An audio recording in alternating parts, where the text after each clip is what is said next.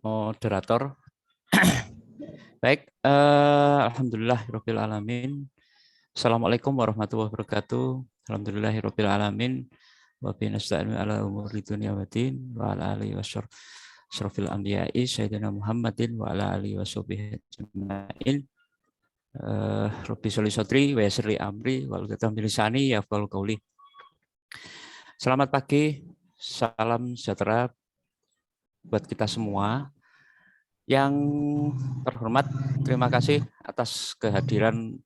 Ini cuma 2 dosen ya, karena dosen yang lain masuk ke room yang satunya, karena ada sosialisasi Sister BKD, juga cukup penting juga sebetulnya. Tapi kemarin Pak Ari nge-share itu lebih pagi, jadi ya nggak salah. Lebih pagi sekitar jam 6.17, dan kemudian linknya baru dibagi untuk Sister BKD untuk buat dosen itu jam 7.15. Jadi Pak Ari kan sudah share dulu, jadi nggak salah. Baik, nanti menunggu teman-teman yang lain bergabung atau mahasiswa yang lain yang tidak bisa bergabung, nanti bisa rekamannya ini saya share dan saya upload di YouTube. Silakan nanti bisa seperti biasanya ya, seperti biasanya nanti di kanal Pak Ari itu bisa saya upload sehingga nanti bisa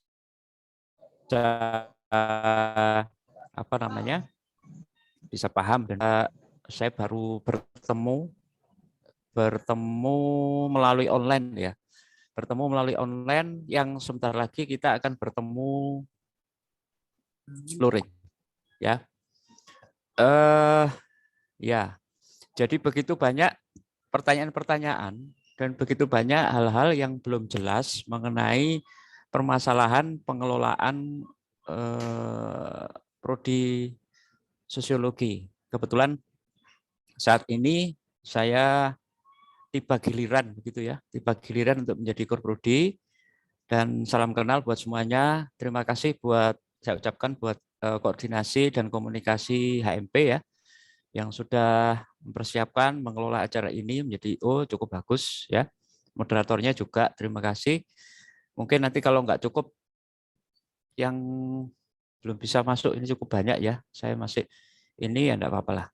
Baik, saya juga tidak akan berpanjang-panjang kata lagi karena ini juga membagi di ruang sebelah karena ini ada sosialisasi dan cukup ya harus dibagi. Ini HP saya nyala satunya ini di ruang satunya, tapi nggak apa-apa lah. Baik, iya, mahasiswa sekalian yang saya cintai, di program studi sosiologi itu terjadi perombakan besar-besaran. Perombakan besar-besaran ini pengurus-pengurus HMP juga berubah, terus kemudian dekan tetap ya, wadik satunya Pak Bangun, wadik duanya Pak Kholil, dari sosiologi itu wakilnya 2 ya. Kemudian yang korprodi yang dulunya Pak Lubis sekarang akhirnya jatuh giliran Pak Ari ya, hanya bergilir saja sebetulnya untuk memimpin prodi sosiologi. Banyak hal, ada yang banyak yang perlu saya sampaikan, tapi saya menyampaikannya singkat dan padat serta jelas saja supaya nanti kita langsung ke pertanyaan ya. Karena saya juga butuh masukan dan butuh juga kalian yang hari ini sudah mulai KRS ya, sudah mulai KRS, termasuk juga nanti ada kolega saya Bu Aminah yang akan berdiskusi banyak berdiskusi banyak tentang MBKM. Nah, perlu saya perkenalkan bahwa Ketua Tim Task Force MBKM Prodi Sosiologis yang dulunya Pak Rosadi sekarang beralih ke Bu Aminah. Nah, termasuk juga saya ucapkan selamat ya Bu Aminah, ini biar mahasiswanya tahu bahwa Bu Aminah sudah selesai menyelesaikan program studi doktoralnya dan belum ada 1 bulan ya Bu. Jadi seperti itu. Baik, saya akan coba share dan saya akan langsung menjelaskan materi-materi yang saya juga nggak banyak, paling sekitar 5 PowerPoint langsung kita bahas, dan itu adalah inti permasalahannya. Saya coba share ya. Sebentar ya.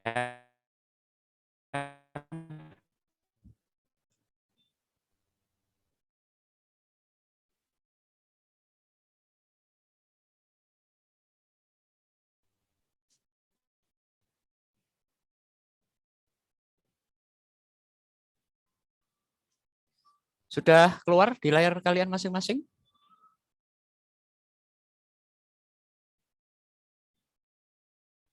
Halo, cek. Sudah keluar di layar kalian masing-masing? Sudah, Kak. Sudah, Pak. Oke, baik. Baik, terima kasih.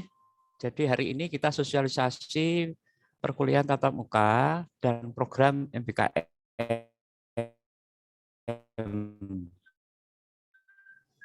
untuk mahasiswa, ya. Jadi pembelajaran luring, FISIP, sosiologi UTM di semester genap tahun 2021 ya, kelebihan 2 ya, 2022.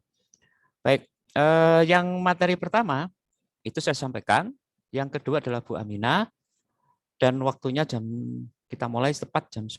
Nah, pesertanya adalah peserta di semester 2, 4, 6, dan 8. Terutama untuk semester 4 dan 6 itu sepertinya harus ikut karena materi ini sangat penting bagi semester 4 dan 6.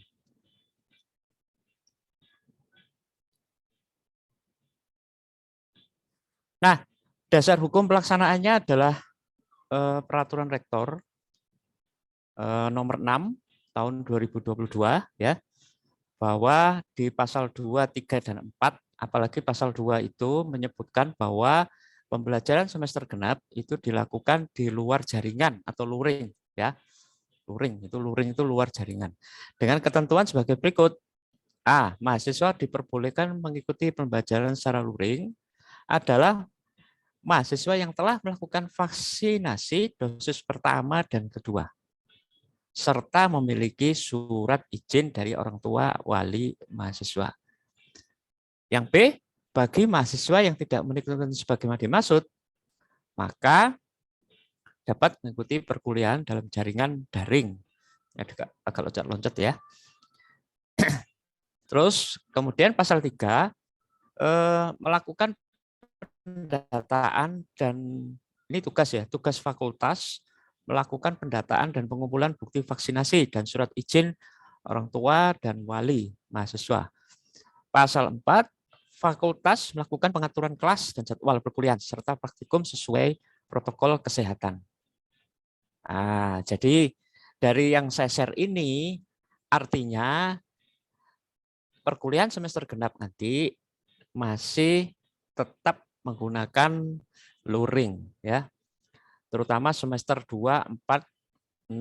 Kalau 8 kan sudah habis. Jadi bisa online atau bisa luring, nanti kita lihat situasional saja seperti apa. Nah, ada hal yang cukup krusial di sini adalah bahwasanya sebentar.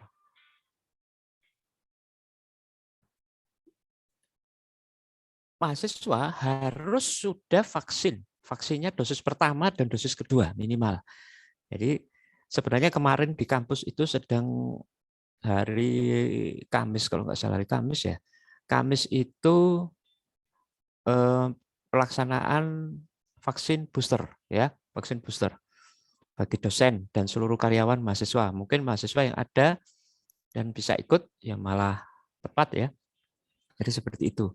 Nanti ada pertanyaan, bagaimana kalau hanya vaksin dosis pertama? Nanti akan kita bahas ya di sesi pertanyaan.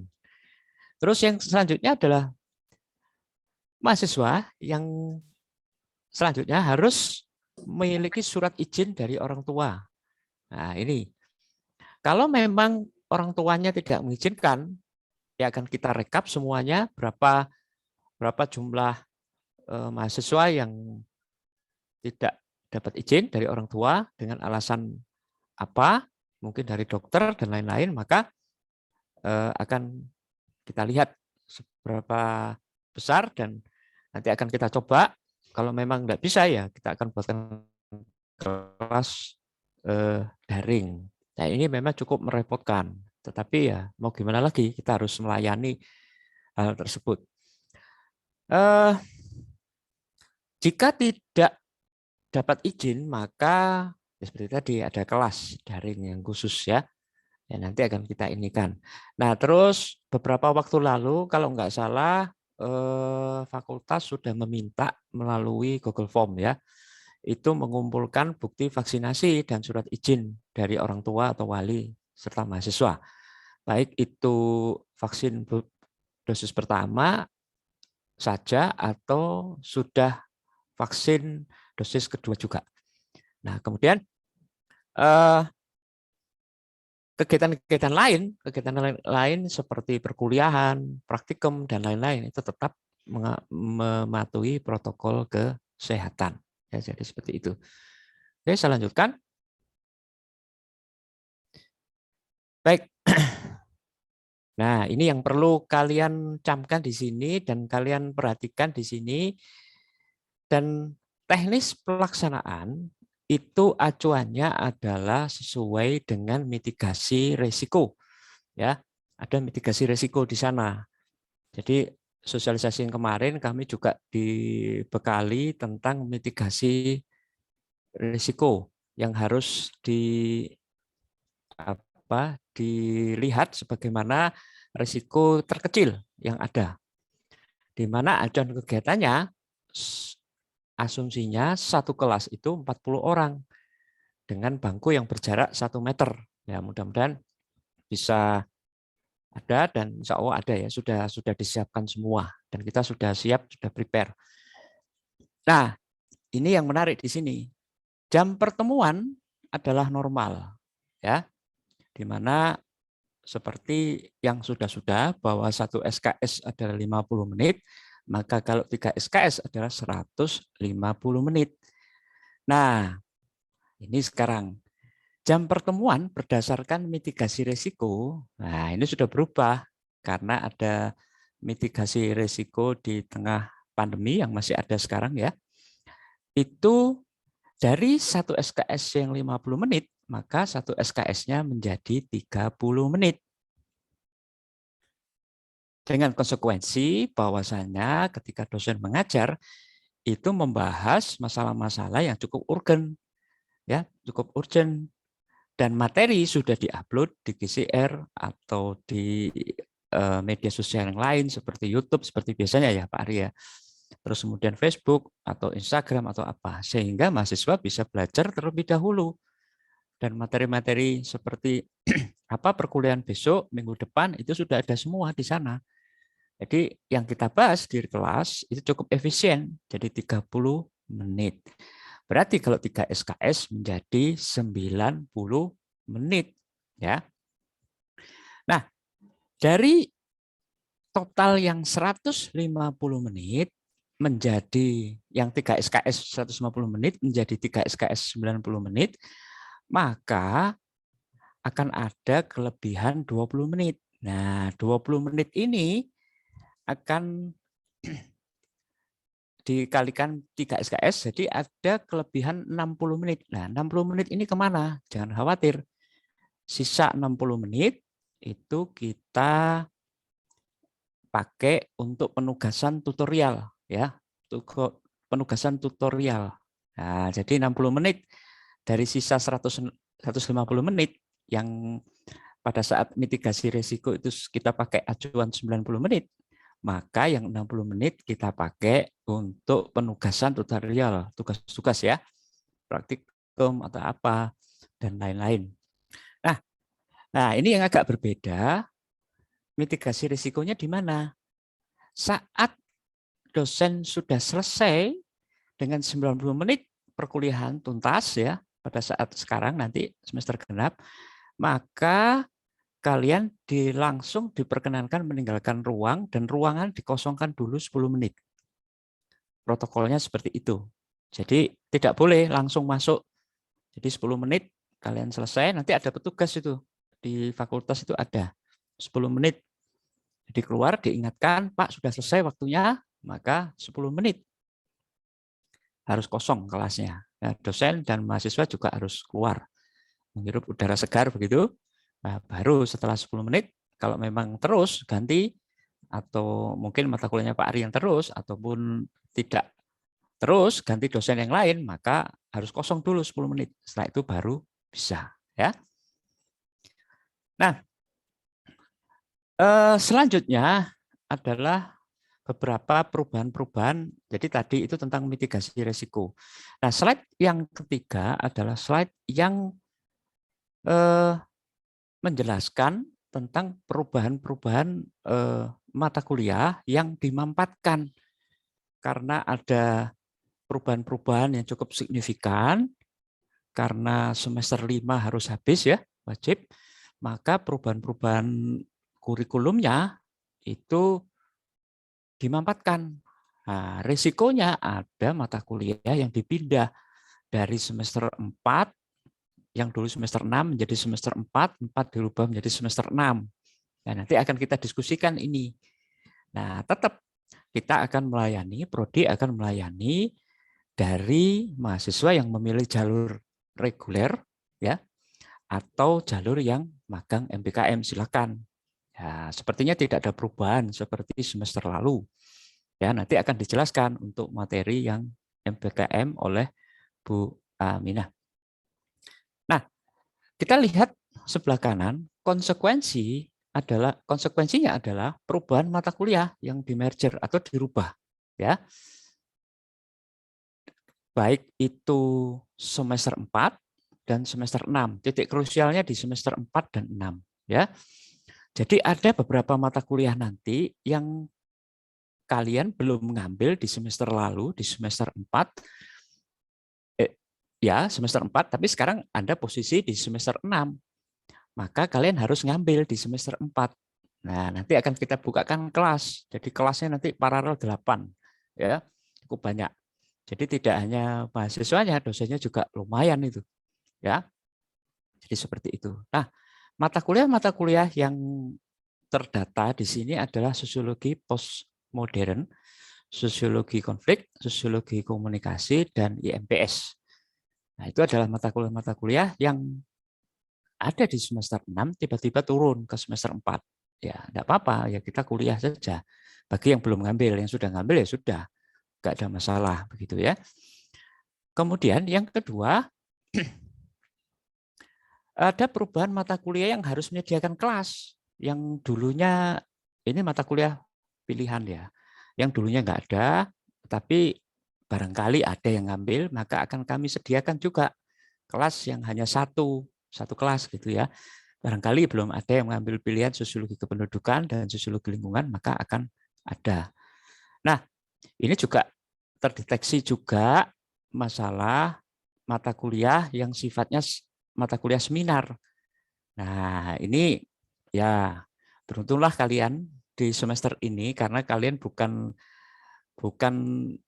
eh, bukan subjek yang saya nggak mau mahasiswa saya dirugikan. Artinya di mata kuliah seminar yang prasyaratnya tercantum harus IMPS atau mata kuliah yang lain, maka saya mengambil kebijakan selaku guru prodi untuk membebaskan prasyarat tersebut di semester ini saja, supaya kalian bisa kuliah. Kalau enggak bisa, terkendala nanti. Nah, karena kalian bukan yang bermasalah ya, artinya normal, maka mahasiswa tidak bisa dirugikan dan akan kami buka prasyarat-prasyarat itu dan kami bebaskan prasyaratnya sehingga kalian bisa kuliah nantinya. Nah, termasuk juga masalah tadi pagi itu ada yang jabri saya masalah mata kuliah Ansos yang syaratnya metode penelitian kuantitatif. Sebenarnya nanti akan kita data ya, akan kita setelah hari ini akan saya koordinasi dengan Mbak Amel, bagian admin, akan melihat dulu prasyarat-prasyaratnya seperti apa. Kalau memang itu bisa dibuka prasyaratnya, maka akan kami buka prasyaratnya itu. Nah, Slide yang keempat ini, nanti akan kita bahas semua ya. Slide yang keempat ini adalah slide yang memberikan sebuah sosialisasi bahwasanya dosen kita itu sudah 19 orang, termasuk cukup besar ya. Nah, di prodi sosiologi akan masuk 5 dosen baru. Dari 19 tambah 5 menjadi 24. Di mana dosen baru yang belum aktif nanti saya dapat informasi nanti setelah UTS ya. Itu 1 orang bergelar doktor dan 4 adalah magister. Nah, yang kedua, di prodi sosiologi sekarang itu sudah cukup banyak doktornya, 9. Ditambah dengan Bu Aminah kemarin yang baru lulus ya, ujian disertasi terbukanya itu ada 9 orang. Dan 15 orang menjadi bergelar magister. Jumlah ini cukup banyak dan cukup besar. Nah, ini akan kita upayakan, ya mudah-mudahan saja ya, minta doa buat kita semua. Prodi sosiologi akan berjuang. Yang pertama nanti tahun depan itu kita akan reakreditasi sambil kita mulai merintis program magister sosiologi S2. Wah, ini ya berita yang cukup menggembirakan. Nanti kalian lulus S1 bisa langsung lanjut ke magister sosiologi. Nah, tapi memang panjang prosesnya, tapi ya nggak apa-apa, harus kita jalankan gitu ya. Nah, sosialisasi yang berikutnya di kotak sebelah kanan itu saya memperkenalkan bahwa ketua tim Task Force MBKM adalah Bu Dr. Aminah Dewi Rahmawati SOS MSOS. Nah, nanti ada perubahan-perubahan ya. Ketua Lab Rekayasa Sosial atau Pengabdian Masyarakat, kalian nanti bisa berhubungan dengan Bu Dr. Sri Hidayati. Terus kemudian Ketua Lab Sosiologi Pak Ishak Abdus Salam, terus Ketua Lab Statistik adalah Pak Farid ya. Nah, rencana Pak Ari selaku Guru Prodi akan merombak lab itu menjadi tulang punggung. Karena lab ini adalah tempat kegiatan semuanya. Nah, nanti akan ada perekrutan asisten lab yang jumlahnya berapa nanti akan kita koordinasikan dengan HMP, dengan semua unsur kemahasiswaan ya, organisasi kemahasiswaan terutama di Prodi Sosiologi. Nah, termasuk nanti tugas dan wewenangnya akan kita buat SOP-nya. Asisten lab itu seperti apa, ininya. Anda harus membimbing praktikum adik-adiknya, apalagi di ketua lab statistik itu ya, mengolah data, bagaimana memasukkan data, nanti akan kita koordinasikan semuanya. Ya, jadi ini perubahan-perubahan dan Pak Ari ingin ketua lab ini juga ketua lab semuanya ya, itu juga bisa merekrut asisten lab dan itu sepertinya sudah saya lihat di SK Rektor ada. Jadi akan kita coba kalau memang masih tetap dan SK Rektor itu masih tetap berlaku, maka akan kita jalankan ya. Termasuk pembuatan modul dan lain-lain. Nah, itu jadi seperti itu ya. Nah, ini yang dimaksud mitigasi resiko. Vaksin minimal 2 kali. Kalau memang baik adalah dengan vaksin booster. Nah, ini jika pada saat perkuliahan ditemukan mahasiswa atau dosen yang bergejala kurang sehat, maka secara otomatis dengan izin pimpinan ke PD2 mengetahui satgasnya ya. Perlu kalian ketahui bahwa satgas COVID di FISIP itu adalah Pak Holil PD2 ya. Itu sementara jika ditemukan ya diindikasikan walaupun belum tes atau apa tapi memang ada situasi yang itu berkaitan erat dengan masalah pandemi, maka kita nanti akan kita rembuk ya, kita rembuk lagi dengan pimpinan bahwasanya yang kelas WF luring maka akan bisa jadi daring atau WFA. Dan kita intinya kita antisipasi lebih awal lebih baik. Itu adalah prinsip dari mitigasi risiko dan meminimalkan risiko. Oke, itu presentasi dari Pak Ari. Nanti pertanyaannya nanti aja ya setelah Bu Aminah share program-program MBKM. Terima kasih. Assalamualaikum warahmatullahi wabarakatuh. Baik, terima kasih disampaikan kepada Bapak Ari atas presentasi yang telah dilakukan. Semoga presentasi kali ini bisa membawa manfaat, dan untuk pertanyaan nanti setelah presentasi dari Bu Aminah, dan kali ini presentasi selanjutnya akan dilanjut oleh Bu Aminah Dewi Rahmawati selaku pengelolaan MBKM.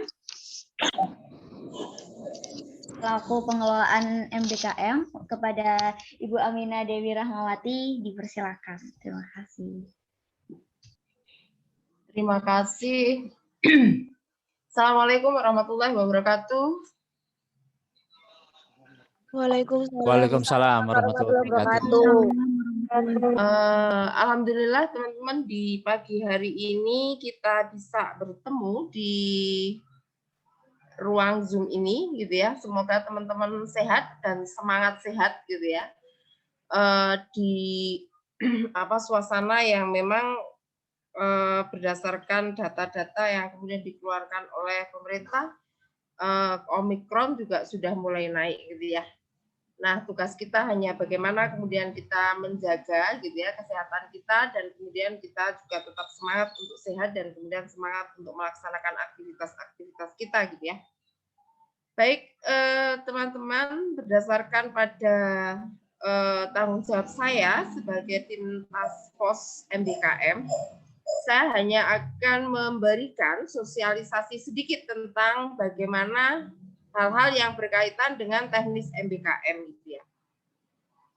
Teman-teman, saya yakin bahwa bagi teman-teman yang kemudian semester 5, kemudian semester 5 kemarin, kemudian semester 7 kemarin, atau kemudian ada yang semester 3 kemarin, MBKM itu sudah tidak sesuatu yang baru gitu ya, karena insya Allah mulai semester kemarin program studi sosiologi sudah menerapkan program MBKM yang itu baik kemudian terselenggarakan oleh Dikti maupun kemudian terselenggarakan oleh program studi gitu ya. Jadi sebenarnya untuk semester ini tidak ada hal yang mungkin baru gitu ya yang berkaitan dengan program MBKM. Hanya memang ada beberapa MBKM yang kemudian kita tawarkan, dan kemudian ada beberapa MBKM lagi yang kemudian tidak kita tawarkan gitu ya. Saya izin share screen saja. Saya bisa di host ya, agar bisa share screen ya.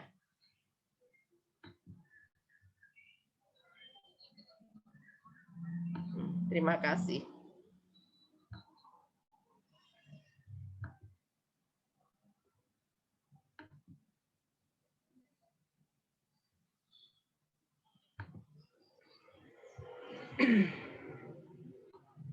Teman-teman sudah bisa ini nggih,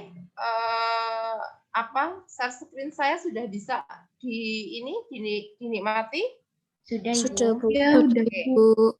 Jadi kita kembali ke dasar pelaksanaan dari program MBKM.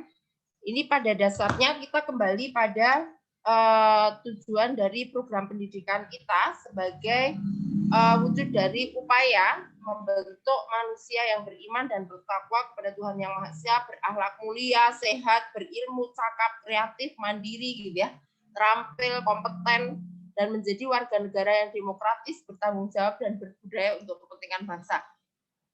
Berat sekali ya, berat sekali gitu ya.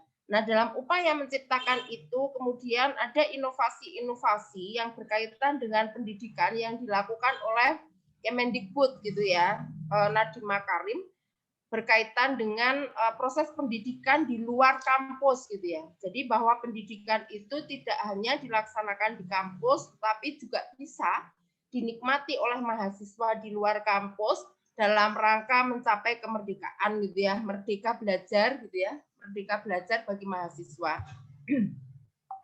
Itu dasar pelaksanaannya. Kemudian dasar hukumnya ada Kemendikbud nomor 7 tahun 2020, kemudian Permendikbud nomor 5 tahun 2020, dan lainnya gitu ya. Kita lanjut saja. Nah, saya akan langsung pada bagaimana MBKM yang akan kita laksanakan di semester ini gitu ya, di semester ini.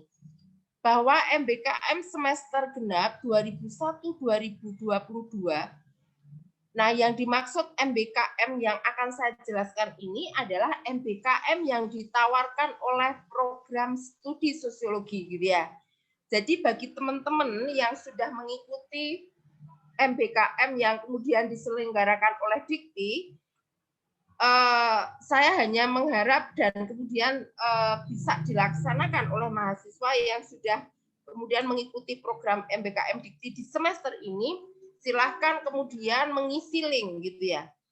Mengisi link yang kemudian sudah disediakan oleh program studi untuk pendataan bagi setiap mahasiswa yang kemudian mengikuti MBKM, baik itu MBKM yang diselenggarakan oleh Dikti ataupun yang tidak. Maka penjelasan saya kembalikan bahwa penjelasan yang akan saya sampaikan adalah magang yang itu diselenggarakan oleh program studi di semester genap 2021 kemudian 2022. Nah, MBKM semester genap ini diperuntukkan untuk semester 6 ke atas gitu ya. Artinya bisa semester 6, bisa semester 8, bisa semester 10, bisa semester 12 gitu ya, atau semester di atasnya. Karena apa? Karena sesungguhnya MBKM yang ditawarkan oleh prodi sosiologi nanti adalah belajar di luar kampus, sehingga membutuhkan waktu, kemudian membutuhkan tenaga teman-teman yang kemudian memang harus dilaksanakan di luar dan kemudian tidak bisa mengambil mata kuliah wajib begitu ya. Itu. Nah, kemudian MBKM yang ditawarkan di semester ini itu ada 3. Yang pertama adalah MBKM asisten penelitian. Jadi mungkin ada beberapa teman-teman yang sudah menjadi asisten penelitian di beberapa penelitian dosen. Misalnya ada dosen yang mengajak teman-teman menjadi asisten lapangan untuk penelitian LPDP dan lain-lain. Teman-teman bisa kemudian memasukkan program ke dalam MBKM asisten penelitian begitu ya. Kemudian MBKM yang kedua adalah MBKM magang NGO.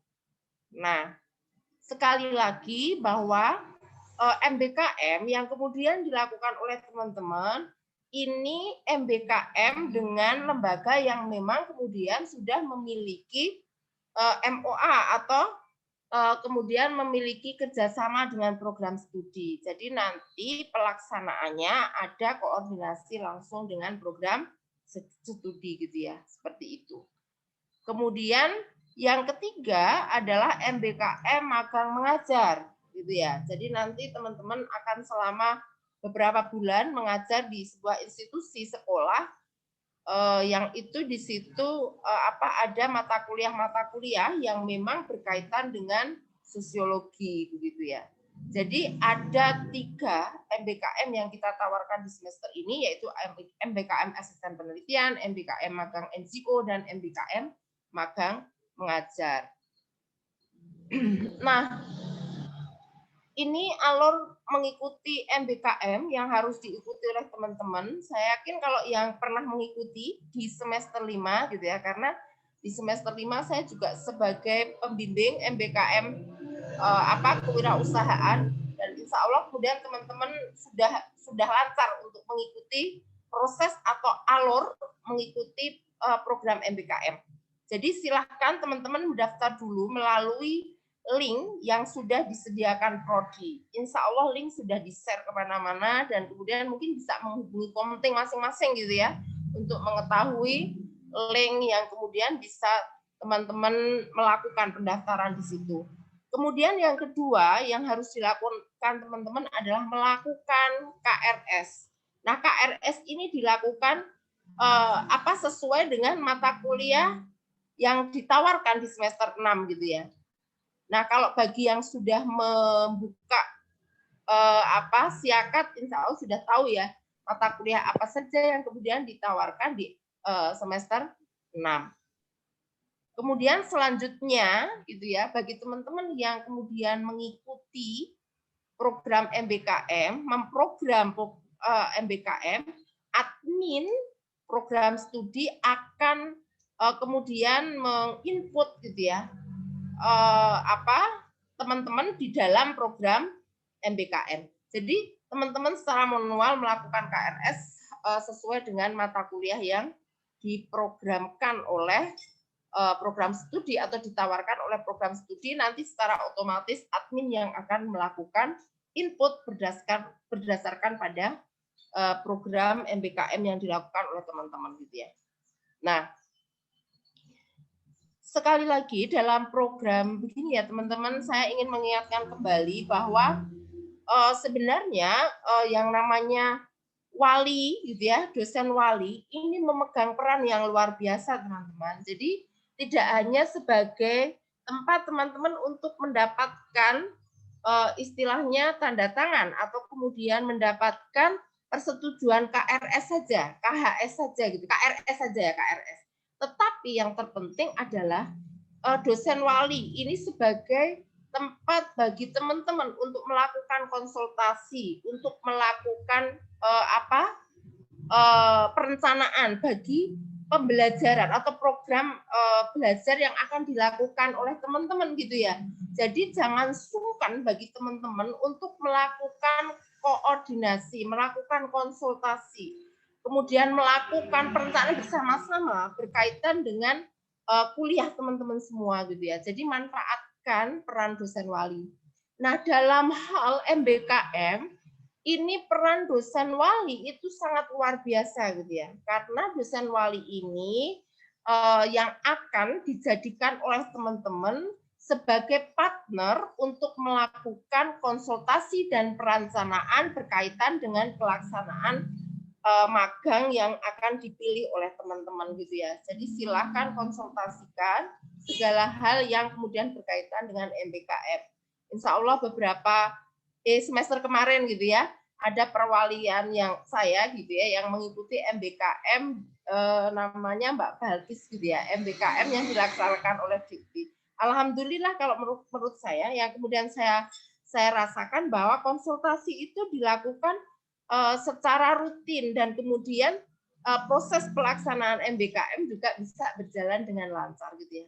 Seperti itu. Jadi silakan teman-teman karena ini juga misalnya yang saya katakan semester 6 ini kan sudah semester yang kemudian sangat penting untuk mengecek mata kuliah yang kemudian itu wajib yang harus diambil, kemudian berapa SKS yang kemudian harus ditempuh oleh teman-teman, berapa mata kuliah pilihan yang harus teman-teman pilih, sampai kemudian tadi bila teman-teman ingin memilih program MBKM, maka kemudian apa hal-hal yang kemudian tadi misalnya resiko yang harus diambil dan lain-lain gitu ya. Silahkan konsultasikan dengan dosen wali masing-masing berkaitan dengan tadi perkembangan belajar teman-teman yang kemudian bisa diukur dari KHS yang sudah diterima oleh teman-teman untuk memprogram di KRS selanjutnya, begitu ya.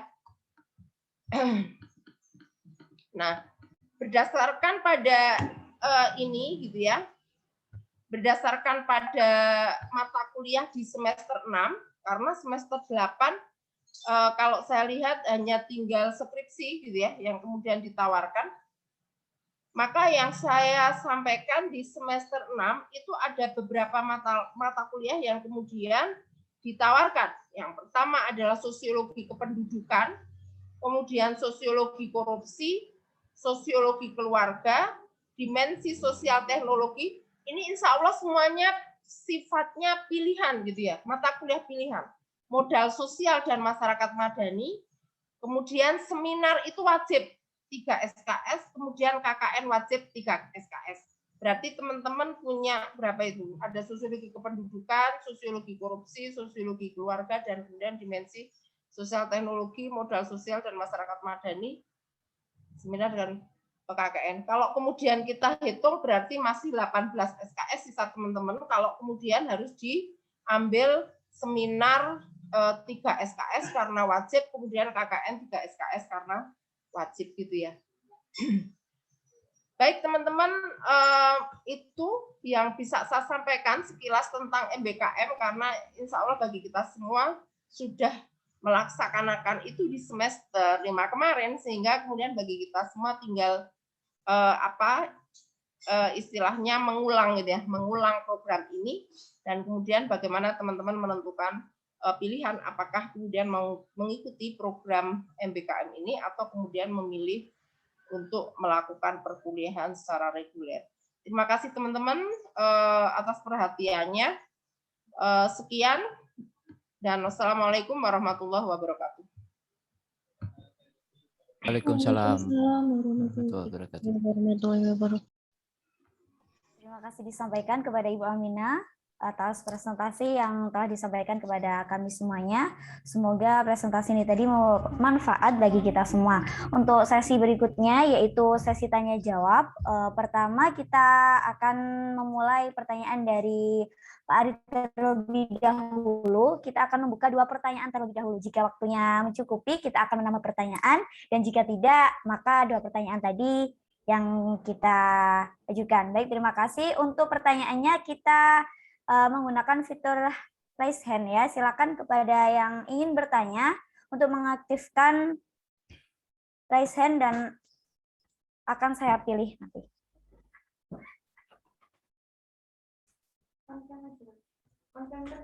Iya. Untuk pertama dipersilakan kepada Mbak Sylvia Ayu Anggraini untuk on mic dan juga on cam, dan jika ingin bertanya dipersilakan untuk on cam. Ya, Assalamualaikum warahmatullahi wabarakatuh. Sebelumnya mohon maaf ini kalau nanti on cam sinyalnya hilang gitu. Izin bertanya ke Iya Pak, izin bertanya ke Pak Ari, ini terkait untuk pengisian KRS di semester 4 itu yang ditawarkan ada 24 SKS, namun ketika KRS-an itu hanya ada 7 mata kuliah yang bisa diambil gitu, jadi jumlahnya hanya 21 SKS. Kemudian tadi untuk mata kuliah analisis sosial itu belum bisa diambil karena belum memenuhi prasyarat, yaitu mata kuliah kuantitatif. Terus yang selanjutnya Pak, itu untuk mahasiswa yang kemarin semester 3 mengikuti MBKM di UNES, itu kan mengambil mata kuliah sosiologi pembangunan di UNES. Nah, untuk di semester 4 ini belum bisa mengambil mata kuliah pemberdayaan dan pembangunan karena tidak memenuhi prasyarat, yaitu mengambil mata kuliah di UTM. Itu bagaimana Pak? Terima kasih. Ya, baik. Gimana ini? Langsung saya jawab, moderator. Silakan untuk menjawab pertanyaannya Pak. Nanti dilanjut di pertanyaan selanjutnya. Oke, terima kasih Sylvia ya. Baik, terima kasih Sylvia. Langsung saya jawab aja. Ya,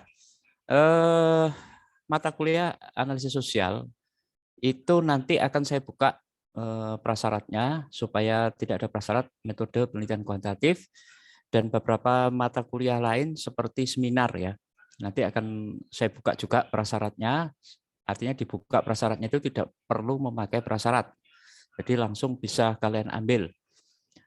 Karena menurut saya ini adalah konsekuensi dari perubahan kurikulum, struktur postur kurikulum yang dimampatkan, sehingga ada yang harus ke-4, ke-6, dan lain-lain, tetapi ada mata kuliah prasyarat. Nah, sementara untuk semester ini saya akan tangguhkan prasyarat itu, supaya kalian bisa mengambil mata kuliah untuk selanjutnya. Ya, baik, itu jawaban saya ya, simpel saja. Jadi nanti akan kita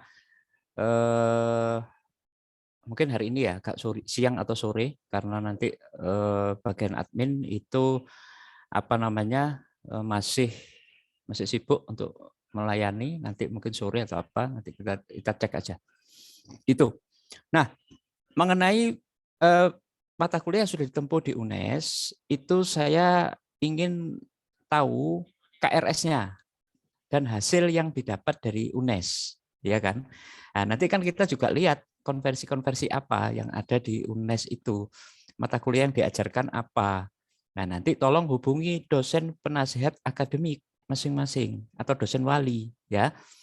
Ternyata untuk mata kuliah pemberdayaan misalnya di UNES itu saya dapat juga materi ini. Nah, kalau memang ada materi-materi yang itu sedikit-sedikit masuk di bagian perkuliahan kita, maka akan kita konversi. Itu saja sederhananya. Jadi ya memang tidak akan pernah bisa ya dua lembaga yang berbeda itu akan mencoba ya paling tidak mirip lah. Nanti akan kita konversikan gitu ya. Jadi tolong hubungi dosen penasihat akademik yang dulu membimbing saat Sylvia kan mestinya kan mengetahui dosen penasihat akademik tuh. Nah, ketika di UNES dapat materi pemberdayaan itu apa saja bentuknya. Nah, nanti akan kita konversi gitu. Kalau memang itu masuk ini nanti akan kita konversikan dan kita akan bisa masukkan dan Sylvia nanti bisa mengikuti perkuliahan. Saya pikir itu aja ya, Sylvia. Saya pikir itu moderator. Iya Pak, terima kasih. Terus untuk jumlah SKS itu bagaimana Pak Ari? Oh ya, jumlah SKS logikanya 24, tidak boleh 26. 26 mungkin itu pilihan. Ada yang memang masih menata ya kurikulum. Ini kurikulum di semester ini adalah transisi. Nanti akan ketemu lagi di semester ganjil ya. Nah, sekalian saya katakan bahwasanya nanti ada mata kuliah pilihan. Nanti seperti sosiologi komunikasi, sosiologi politik, sosiologi apa lagi ya? Lupa saya. Itu ada, terus kemudian ada yang seminar. Nah, seminar ini itu akan mengkonversi banyak mata kuliah yang itu jadi prasyarat. Nah, nanti totalnya saya total sudah cukup 24 ya. Logikanya enggak boleh 26. Dasarnya enggak ada ya, 24 SKS. Nanti kan kita cek lagi ya. Kita ini kan. Nah, begini. Untuk kalian akan tetap menjalankan kurikulum yang lama ya, tetap sampai 2021. Nah, nanti adik kelas kalian yang 2022 itu sudah memakai kurikulum dengan konsep OBE. Jadi output based education. Jadi berdasarkan orientasi lulusan. Sudah beda lagi nanti 2022 adik kelas kalian yang semester gasal nanti masuk itu sudah memakai kurikulum ini. Nah, otomatis nanti akan tersaji dua kurikulum. Yang mahasiswa lama tetap menggunakan kurikulum yang ini sampai habis dengan prinsip tidak merugikan mahasiswa.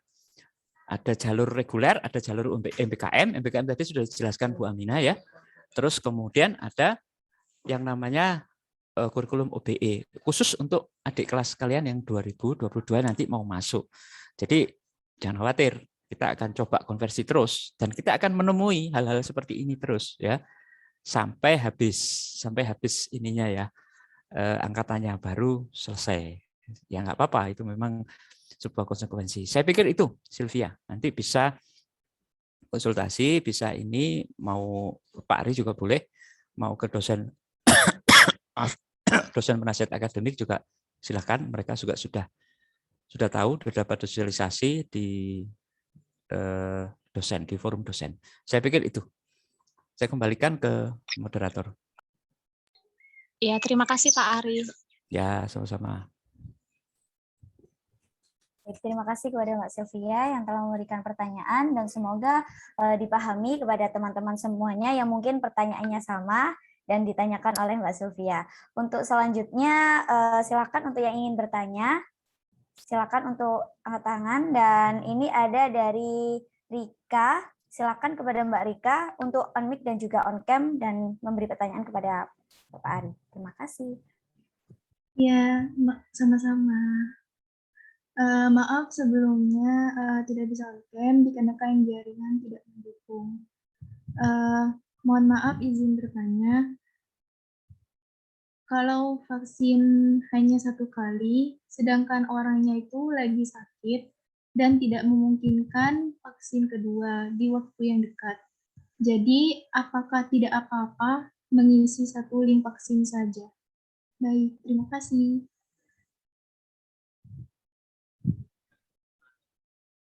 Oke, moderator, langsung saya jawab. Ya Pak, silakan. Oke, Untuk baik. langsung dijawab. Baik, terima kasih. Ya, tadi saya sampaikan ya. Begini, ketentuannya adalah sampai vaksin 2. Nanti kan berkaitan dengan mitigasi risiko, ya. Berarti untuk vaksin 1 yang memang nanti ada niatan vaksin 2 ya harus nunggu sampai vaksin 2 dapat giliran benar-benar sehat, kemudian vaksin 2 baru boleh ikut luring. Kalau tidak, kami agak keberatan terus terang karena ada mitigasi risiko itu. Di tengah juga mulai merangkak jenis varian yang lain, tapi nanti akan kita gini, solusinya adalah kalian ngisi saja form yang dibagikan di fakultas oleh fakultas itu nanti akan sepengetahuan Wadek 1 ya Pak Bangun. Kebetulan kan Wadek 1 juga dosen di prodi sosiologi kita akan melakukan rekap semuanya ya. Yang jelas memang kita tidak akan mengizinkan jika Anda mengikuti kuliah luring jika tidak ada izin dari orang tua. Itu cukup penting berkaitan dengan mitigasi risiko. Jadi seperti itu ya. Jadi jawaban saya itu ya. Jadi harus sehatkan dulu badan terus kemudian masuk vaksin 2. Nah, baru boleh ikut luring. Jadi seperti itu ya. Kalau tidak kami tidak berani memberikan izin, nanti kami ditegur oleh Satgas Covid di tingkat fakultas dan di tingkat universitas. Ya, ada satgasnya nanti. Jadi seperti itu. Saya pikir itu ya. Baik, Pak. Terima kasih atas jawabannya.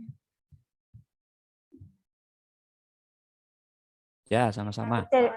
Baik, terima kasih kepada Mbak Rika. Untuk Bapak Ari, apakah pertanyaan ini ditambah satu lagi atau sudah cukup 2 pertanyaan, Ya, boleh. Mbak? Silakan. Baik. Satu lagi boleh. Untuk, Satu lagi ya, boleh. Baik. Terima kasih. Nah, ini ada dari Mbak Citra Rengganis. Silakan kepada Mbak Citra untuk memberikan pertanyaan kepada Bapak Ari. Baik, terima kasih Pak. Sebelumnya saya izin bertanya terkait pengisian link yang disebar itu Pak, yang MBKM itu. Nah itu kemarin saya sudah mengisi tapi bukan asisten penelitian. Kan baru tahu kalau ini asisten penelitian. Saya ngisinya itu saya tanya ke Pak Lubis karena saya ikut penelitiannya Pak Lubis itu suruh ngisi riset penelitian LPDP Pak, atau terus itu sudah saya kirim datanya. Apakah saya harus mengganti atau bagaimana Pak? Terima kasih. Ya, terima kasih. Ya, jadi asisten peneliti itu kan sebetulnya sama. Bentuk penelitiannya yang memberi dana adalah lembaga LPDP. Ada juga LPPM, penelitian mandiri. Ada nanti Dikti, Kemendikbudristek. Sebenarnya sama saja. Cuman di form tadi yang sudah kalian isi, itu coba dicantumkan di situ. Kan ada semacam urean gitu ya, kalau nggak salah panjang.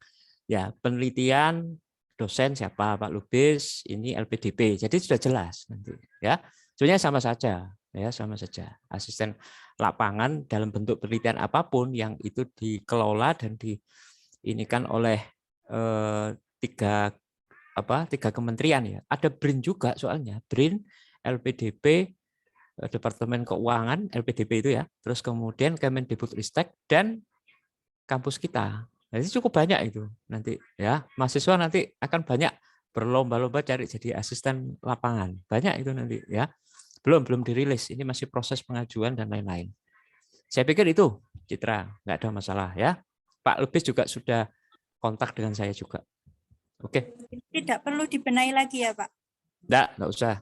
Kalau memang masih bisa, sebenarnya gini, kalau memang masih bisa, ditulis detail aja. Di situ kan ada ureanya, kalau nggak salah di kolom keberapa itu, penelitian apa gitu ditulis ya. Kalau enggak ya sudahlah, nanti akan dikonversi dan Pak Lubis akan melaporkan toh ya, merekap semua anggota asisten lapangannya ke saya atau ke Bu Aminah nanti untuk MBKM ya. Jadi seperti itu. Makasih. Ya, Pak, terima kasih. Ya. Baik, terima kasih disampaikan untuk Mbak Citra. Oh ya Pak, ini ada dari Kak Samsul dari tadi ingin sekali bertanya karena kendala jaringan dan belum diadmit sama admin. apakah bisa untuk bertanya untuk satu kali lagi kepada Mas Samsul? Apakah waktu diperbolehkan? Karena dari tadi bertanya, Ya, silakan. tapi Apa? baik, terima kasih. Oke. Untuk Mas Samsul, Ya. silakan.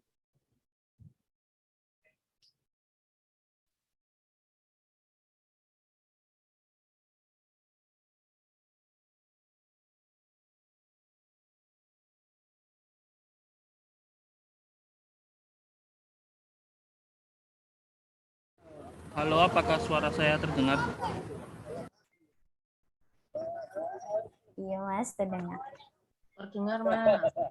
Halo, apakah suara saya terdengar, moderator? Iya Mas, terdengar. Iya, saya izin bertanya, Pak. Sekalian mewakili dari teman-teman kelas B yang belum bisa bergabung.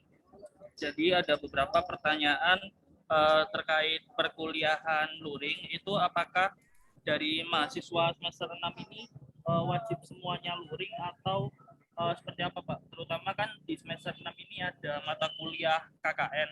Nah, terus jika memilih luring itu apakah 100% nanti dari awal sampai akhir akan menjalani perkuliahan secara tatap muka di kampus atau di selang-seling gitu, Pak? Jadi nanti ada daring juga atau seperti apa, Pak?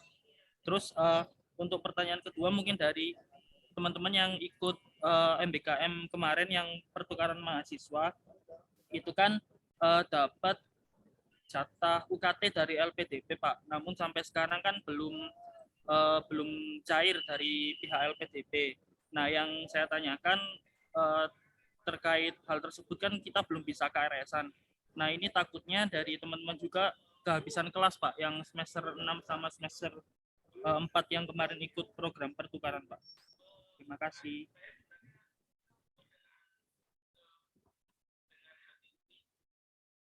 Oke, gimana moderator? Saya jawab ya. Baik, langsung dijawab kepada Bapak Aris. Dipersilakan untuk Ya. ada pertanyaan dari Mas Samsul. Ya, baik, terima kasih. Ya, sampai saat ini ya, terima kasih Samsul. Wah, gimana kabarnya? Kamu kemarin ke Unhas ya. Jadi baik. Jadi ada pertanyaan yang menarik ini.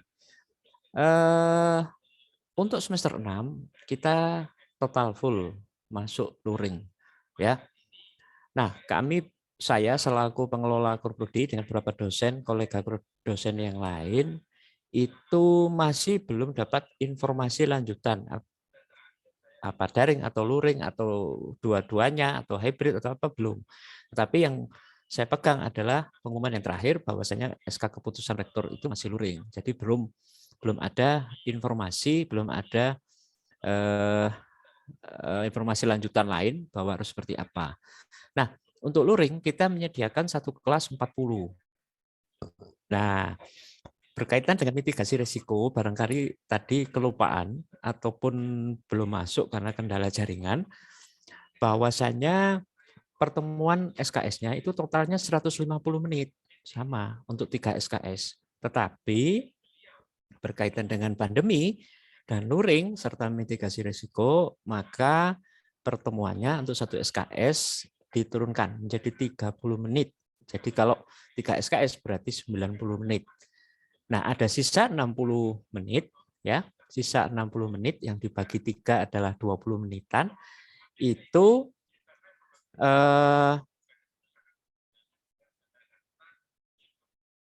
diberikan tugas untuk tutorial, baik itu praktikum, baik itu untuk penugasan tutorial dan lain-lain ya. Setelah kelas selesai masih diberikan waktu 10 menit untuk kosong ya supaya berganti suasana, berganti udara berkaitan dengan mitigasi risiko lagi. Jadi seperti itu. Nah, baru ini kan. Nah, apakah cukup Pak 30 menit? Memang kalau dalam pertemuan idealnya itu 50 menit, tapi 30 menit ini kita bisa siasati dan memberikan materi terlebih dahulu. Nah, seminggu sebelumnya atau 3 hari sebelumnya atau RPP, RPS-nya itu disampaikan, terus kemudian nanti tugas-tugasan dan penugasan-penugasan yang lain itu sudah ada di media-media sosial yang sudah diberikan linknya, diberikan di grup, ya seperti Pak Ari itu biasanya, ya sudah seperti itu. Jadi ke sana. Nah, berkaitan dengan apa namanya pencairan yang dari LPDP, saya kok masih belum tahu ya mekanismenya seperti apa ya yang kemarin ikut pertukaran pelajar atau apa.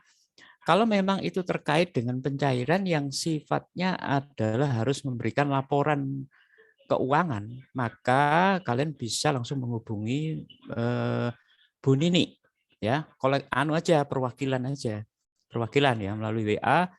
Bagaimana format laporannya? Barangkali diminta format laporan kegiatan sehingga nanti berdasarkan laporan kegiatan tadi maka akan tahu sampai mana dan ininya kemudian bisa dilaporkan sehingga bisa KRS. Ya memang ya sabar ya, jangan khawatir. Kami masih sifatnya minggu-minggu ini adalah mengidentifikasi semua permasalahan-permasalahan yang muncul karena memang dua lembaga yang berbeda ya. Kalau Samsul di Unhas, kita di UTM, nah itu ada hal yang mulai perkuliahannya juga nggak sama sehingga nanti kita bisa ini kan. Nah, Samsul bisa langsung menghubungi dosen penasihat akademiknya ya. Itu bisa bertanya kalau memang nggak paham, DPA-nya bisa menanyakan ke saya. Terima kasih. Gitu, Sul. Saya kembalikan ke moderator. Baik, terima kasih. Apakah Mas Samsul bisa mengerti penjelasan dari Pak Ari tadi? Apakah sudah bisa dipahami? Terima kasih moderator, terima kasih Pak Ari. Baik, terima kasih. Terima kasih Bapak Ari disampaikan atas presentasi dan penjelasan yang sudah diberikan kepada teman-teman semuanya. Dan sebelum lanjut ke Bu Aminah, saya ingin menyimpulkan terlebih dahulu bahwa pernyataan dari Pak Ari tentang mitigasi resiko, yaitu pembelajaran luring akan dilakukan, akan tetapi memiliki protokol dan juga aturan-aturan yang berlaku dengan sangat ketat, seperti adanya 2 dosis vaksin dan juga surat izin orang tua, dan itu sangat penting diterapkan dan juga dilakukan agar bisa menjalani pembelajaran dengan sistem luring. Nah, untuk selanjutnya kita lanjut kepada Ibu Aminah Dewi Rahmawati. Untuk pertanyaan kepada Ibu Aminah Dewi Rahmawati, kita buka 3 pertanyaan terlebih dahulu. Silakan untuk yang ingin bertanya agar mengangkat tangan atau raise hand, agar nanti saya pilih dan juga bisa memberikan pertanyaan kepada Ibu Aminah. Terima kasih. Silakan kepada yang ingin bertanya untuk raise hand terlebih dahulu.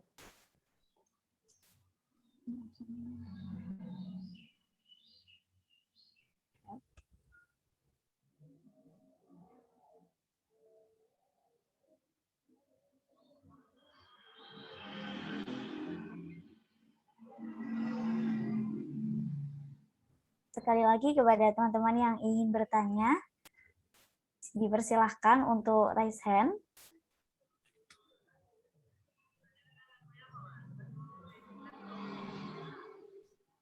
Jika kesulitan untuk raise hand, bisa langsung on mic dan memberikan pertanyaan kepada Ibu Aminah.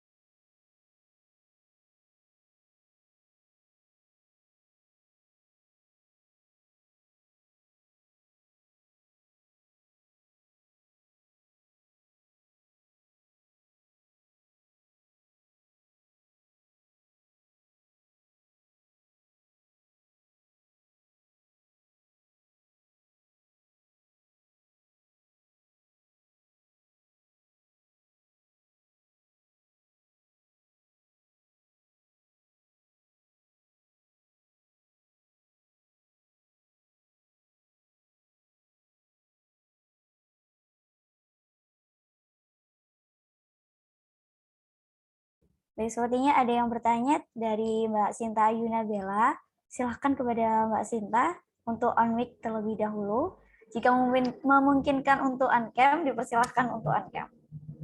Terima kasih. Baik, terima kasih. Ini mohon maaf, saya nggak bisa on-cam karena memang jaringannya agak kurang stabil. Izin bertanya kepada Bu Aminah. Tadi kan yang dipaparkan oleh Bu Aminah di PPT-nya itu tentang MBKM untuk semester 6. Nah, yang mau saya tanyakan apakah Prodi menawarkan untuk semester 4, Bu? Apakah ada MBKM yang ditawarkan oleh Prodi untuk semester 4? Karena kan kemarin waktu saya semester 3 itu Prodi menawarkan MBKM pertukaran pelajar, Bu. Begitu. Terima kasih. Ini langsung dijawab ya, Mbak Moderator.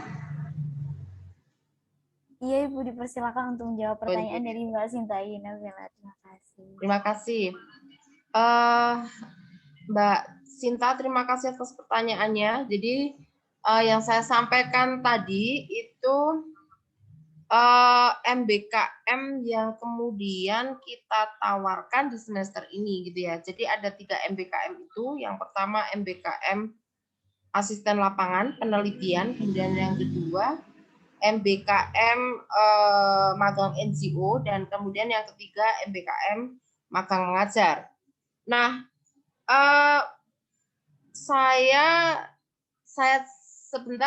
mungkin bisa dibantu Pak Ari, apakah untuk semester 4 ini ada pertukaran ini mahasiswa Pak Ari? Oke, makasih Bu Aminah. Ya, kalau di semester 4 ini yang dimaksud pertukaran mahasiswa itu adalah program Kemendikbudristek yang bisa dilakukan, ya. Tetapi untuk prodi, mohon maaf, di atas semester 5 baru bisa ya, semester 5, 6 itu baru bisa. Untuk internal MBKM ada 2.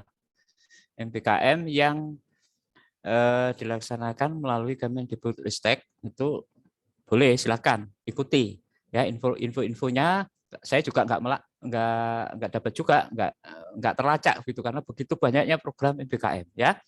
Terus kemudian untuk semester 4 di prodi internal ya, MBKM yang internal itu masih sekarang masih kita pending dulu ya. Jadi untuk mulai semester 5, 6. Jadi seperti itu ya. Nah, ini jadi seperti itu. Nah, itu Bu Aminah yang bisa saya jawab. Kalau Kemendikbudristek ada memang, tapi kalau prodi tidak. Jadi seperti itu. Gini Mbak, mungkin saya tambahannya ya. Karena memang semester 1, 2, 3, 4 ini kan kaitannya dengan mata kuliah wajib ya. Sehingga bagi teman-teman itu mungkin kebijakan prodi ya bagaimana teman-teman konsentrasi untuk menyelesaikan mata kuliah wajib yang kemudian diselenggarakan oleh prodi. Sehingga kalau kita lihat di semester 1, 2, 3, 4 itu mata kuliah yang kemudian ditawarkan prodi itu kan mata kuliah wajib yang kemudian memang harus dilaksanakan oleh teman-teman gitu ya. Sehingga ya tadi saya katakan alangkah baiknya di semester 1, 2, 3, 4 ini teman-teman menyelesaikan untuk mata kuliah wajib itu. Begitu nggih Pak Ari nggih? Sepakat seperti itu. Biar konsentrasi dulu, nanti baru semester 5 atau 6, semester 5 ya, boleh mulai untuk mengajukan ikut program MBKM. Ya, jadi seperti itu. Saya pikir itu sih di samping memang bekalnya cukup, terus kemudian nanti mahasiswa ini kan berkaitan dengan institusi yang lain. Nah, itu semakin tinggi semesternya itu sudah berbeda ya. Secara psikologi, secara ini sudah berbeda ya. Jadi nanti akan kita lihat ya. Yang penting kalian ngisi aja dulu. Itu di-share barusan oleh si Samsul ya. Dia akan ikut MBKM pertukaran mahasiswa di UNHAS. Nah, itu nanti bulan Maret itu ada IISMA ya. Jadi ISMA ya, ISMA ya. Nah, jadi seperti itu. Nah, jangan khawatir, saya menambahkan aja Bu Amina bahwasanya Kemendikbudristek ini luar biasa, memberikan ruang banyak untuk kegiatan MBKM. Nah, saya memberikan info saja bahwasanya jika nanti kalian sudah selesai, skripsi sudah selesai, masih menunggu ijazah dan lain-lain, itu ada namanya program MBKM magang studi independen bersertifikat. Nah, itu ya. Barangkali nanti kalian masuk di sebuah lembaga, sekalian menunggu ijazah, kemudian lembaga itu cocok. Nah, langsung kalian bisa kerja, ditarik bekerja. Kan tinggal nunggu ijazah saja keluar. Magang studi independen bersertifikat. Terus kemudian ada magang KWU, banyak ya, yang dikelola oleh INBIS, yang mungkin saya dan Bu Aminah kemarin membantu untuk mengkoordinir saja. Ya, jadi seperti itu. Terus kemudian magang pertukaran mahasiswa, terus kemudian magang ke oh ya, saya hampir lupa Bu Aminah menyampaikan bahwa di prodi kita itu tetap seperti semester lalu, bahwasanya dikelola prodi ada magang MBKM dengan NGO, tetap WCC ya, Women Crisis Center, pendampingan korban kekerasan perempuan dan anak. Satu itu. Yang kedua, magang industri ya. Magang industri itu suara.com, bagi yang sudah pernah itu memang harus turun ke lapang ya sebagai seorang jurnalis gitu. Nah, itu baru selesai kemarin itu bulan Januari. Memang benar-benar belajar ya. Terus yang ketiga adalah magang asistensi mengajar. Nah, nampaknya Bu Aminah bisa menyampaikan dan bisa memberikan gambaran nanti sepertinya asisten mengajar itu kita fokuskan dekat kampus saja, Bu. Jadi yang seperti Bu Aminah kemarin katakan itu di SMA Negeri 2 Bangkalan, ya. Nah, nanti Bu Aminah akan menjelaskan paling sedikit ya. Ini masih proses ya, masih proses bertahap karena kami juga banyak pekerjaan yang lain juga masih berlari-lari, maka kita sama-sama lah ya, kita sama-sama ini kan sepertinya itu Bu Aminah, saya menambahkannya. Terima kasih, saya kembalikan ke moderator. Terima kasih. Apakah Ibu Aminah ingin menambahkan sedikit dari pernyataan ini tadi? Baik, terima kasih. Apakah mungkin dari teman-teman yang ingin bertanya lagi, dipersilakan untuk raise hand.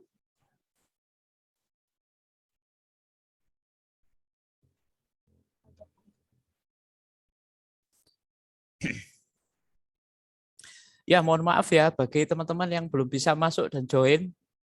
Saya nggak tahu, ternyata saya pikir unlimited ya.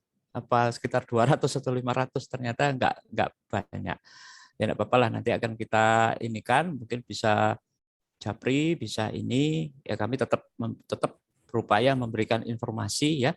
Selaku pengelola prodi, saya akan berusaha akan memberikan informasi dan komunikasi, baik itu melalui HMP, melalui siapa nanti akan saya berikan, tetap akan saya berikan informasi. Ya, saya pikir itu. Baik, terima kasih Pak. Ini ada pertanyaan dari Zahir Syahid Syamlan. Kepada Mas Zahir, silakan on mic untuk memberikan pertanyaan kepada Ibu Aminah.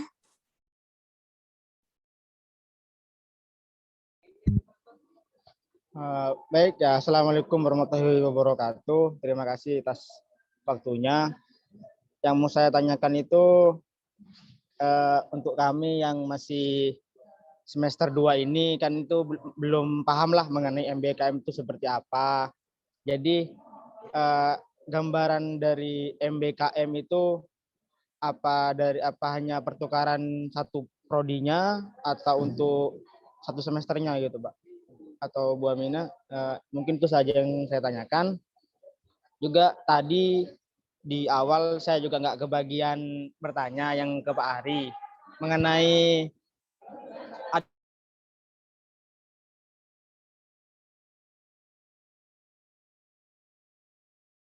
ada teman saya bertanya gini Pak, ya, untuk di pengisian Google Form itu kalau misal untuk sekarang ini tidak diizinkan oleh orang tuanya, tapi nanti di bulan 3 ataupun bulan 4 itu sudah diizinkan oleh orang tuanya, apakah boleh menyusul, Pak? Itu saja ya atas pertanyaan saya. Terima kasih. Wassalamualaikum warahmatullahi wabarakatuh. Waalaikumsalam warahmatullahi wabarakatuh. Apakah Ibu Aminah atau Bapak Ari terlebih dahulu yang menjawab pertanyaan dari Mas Zahir ini tadi? Monggo Bu Aminah. Terima kasih Mas Zahir. Jadi mungkin bagi teman-teman yang sekarang di semester 2 gitu ya, karena memang belum pernah mendapatkan sosialisasi tentang MBKM, masih sangat bingung gitu ya, apa yang dimaksud dengan MBKM. Jadi MBKM ini adalah salah satu terobosan yang dilakukan oleh Dikti dalam rangka proses pembelajaran di perguruan tinggi, yang kemudian proses pembelajarannya itu di luar kalau di luar kampus belum tentu, di luar prodi gitu ya, di luar prodi atau kemudian di luar kampus gitu ya. Nah, kemudian bentuk dari kegiatan MBKM itu sangat bermacam-macam, Mas. Jadi bisa pertukaran mahasiswa yang tadi disampaikan, jadi ada Mas Samsul, kemudian ada Mbak Bilkis, itu pernah melakukan pertukaran mahasiswa di Universitas Hasanuddin gitu ya. Atau kemudian ada pertukaran di universitas yang lain yang kemudian itu diinisiasi oleh program studi atau kemudian fakultas. Kemudian yang kedua, ada program-program yang kemudian sifatnya memang magang gitu ya. Jadi ada magang, tadi saya sampaikan ada magang mengajar gitu ya. Jadi nanti teman-teman mengajar di sebuah institusi pendidikan, kemudian ada magang NGO. Jadi teman-teman misalnya tadi ada NGO pendampingan bagi korban kekerasan gitu ya, kekerasan seksual dan lain-lain gitu ya. Kemudian ada program magang industri yang kemudian tadi disampaikan Pak Ari dengan magang di suara.com ya Pak Ari ya. Gitu. Nah, ya Bu, magang industri media. Jadi ada beberapa yang kemudian sifatnya itu memang kemudian teman-teman itu magang di tempat di lembaga-lembaga tertentu selang beberapa waktu begitu. Itu. Nah, kemudian penyelenggara dari MBKM itu bisa dilakukan oleh Dikti gitu ya. Jadi Dikti itu menawarkan beberapa program MBKM yang tadi kemudian disampaikan diantaranya Mas Samsul dan Mbak Bilkis ketika pertukaran mahasiswa ini mengikutinya melalui program Dikti. Nah, ada pula MBKM itu yang kemudian diselenggarakan oleh Prodi, yang kemudian tadi saya katakan ada program pendampingan NGO, asisten lapangan, kemudian industri, itu dilaksanakan oleh program studi. Nah, orientasi dari MBKM ini sebenarnya menambah gitu ya, istilahnya pengetahuan keterampilan bagi mahasiswa yang kemudian bisa didapatkan di tempat lain selain di tempat belajar teman-teman. Misalnya kalau itu dilakukan di sosiologi, prodi sosiologi UTM, ya kemudian teman-teman akan mendapatkan pengetahuan atau keterampilan di tempat yang lain begitu ya. Nah, berkaitan dengan itu, maka program-program yang berkaitan dengan magang ini ditawarkan ketika teman-teman itu sudah selesai dalam kapasitas mendapatkan teori gitu ya, teori ataupun kemudian metode penelitian yang memang itu sifatnya wajib gitu ya. Jadi magang ini kalau kemudian nanti ada konversinya, itu kaitannya dengan mata kuliah pilihan. Maka magang ini, MBKM ini, itu dilaksanakan untuk yang kemudian membutuhkan waktu yang cukup lama tadi, mulai ditawarkan di semester 5, 6, 7, dan selanjutnya gitu ya. Seperti itu, Mas. Mungkin itu penjelasan dari saya. Terima kasih. Baik, terima kasih kepada Ibu Amina. Apakah Bapak Ari sedikit menambahkan lagi kepada Mas Zahir Syahid Somlan ini agar lebih mengerti ya, lebih mengerti tentang MBKM itu sendiri. Oke. Baik, Mas Zahir, ya masih semester 2. Nah, persiapkan sekarang ya.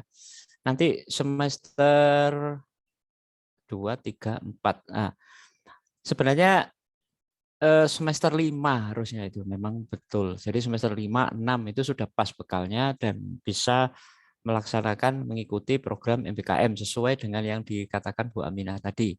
Nah, program MBKM ini Mas itu berusaha untuk memberikan sebuah gambaran, tidak hanya gambaran tapi keterampilan, soft skill, keahlian, terus kemudian kalian bisa berinteraksi dengan mahasiswa lain kalau itu pertukaran mahasiswa ya atau dan lain-lain itu maka Mas Zair akan diberikan konversi-konversi mata kuliah yang itu bisa lebih mempercepat perkuliahan. Nah, itu ya, menariknya di sana.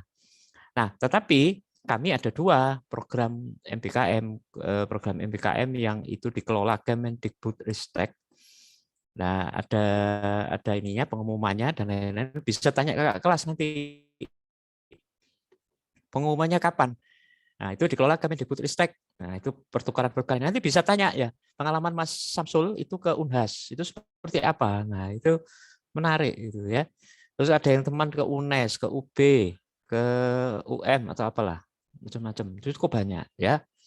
Nah, itu terus kemudian tadi apa ya yang penting ya? Saya kok lupa tadi. Pertanyaannya apa ya? Yang penting itu. Itu kalau apa yang Berkait diizinkan kuliah itu loh Mas Zahir tanya itu. Oh, ya. Ya. Di bulan Baik. Maret Ah, ya. Ya, silakan. Saya jawab boleh. Silakan. Yang penting ada izin orang tua dan sudah vaksin 2, ya, 2 vaksin. Syukur-syukur kalau yang sudah booster sekarang ya sudah dapat booster. Pak Aris sudah itu di Malang sana. Beberapa dosen, semua dosen di kampus kita ini sudah di booster kemarin ya. Itu sudah alhamdulillah ya. Paling tidak mitigasi resikonya sudah berkurang ya. Tapi tetap hati-hati jaga prokes. Jangan mentang-mentang sudah di booster nggak pakai masker, jangan ya. Jadi tetap jadi seperti itu. Nah, boleh silakan Mas Zahir. Kalau memang belum diizinkan karena suatu hal alasan memang belum booster atau apa, nanti bergabung ya tetap nanti dosen pengampu mata kuliahnya juga harus diberitahu, ya kan? Harus diberitahu. Nah, nanti akan ada pengumuman lebih lanjut ya. Jadi seperti itu. Oke, saya pikir itu, Mbak Moderator. Saya kembalikan. Baik, terima kasih. Apakah Mas Zahir Syahid Somlan sudah jelas tentang MBKM ini tadi? Apakah sudah dimengerti penjelasan dari Bu Aminah dan juga Pak Ari itu sendiri dari 2 narasumber langsung?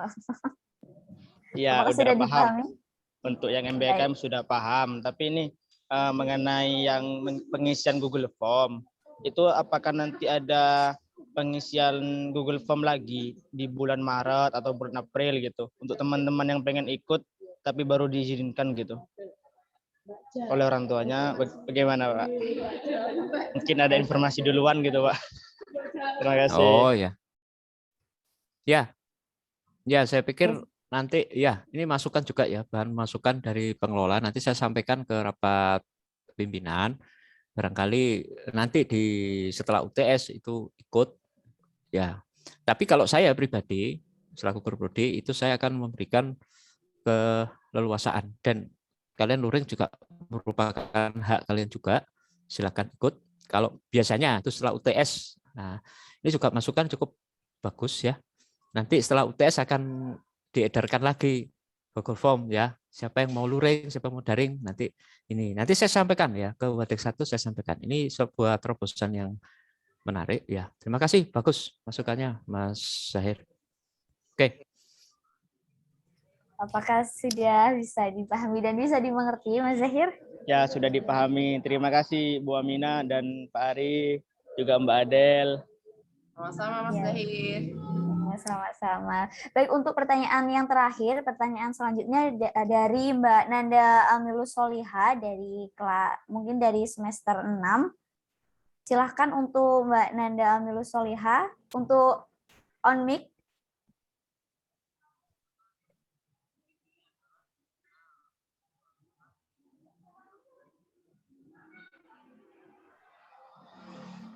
Saya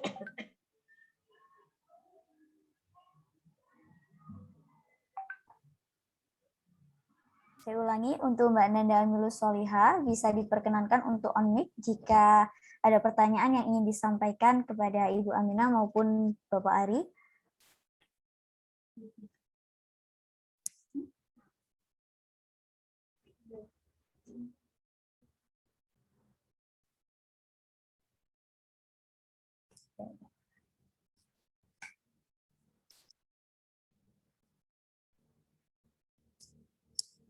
Baik, sepertinya Mbak Nanda Amilus Soliha ada kendala jaringan dan mungkin bisa saya lempar ke pertanyaan selanjutnya, yaitu datang dari Mbak Bilkis itu sendiri. Silakan untuk Mbak Bilkis untuk on mic terlebih dahulu dan memberikan pertanyaan kepada Ibu Aminah maupun Bapak Ari. Silakan untuk on mic terlebih dahulu.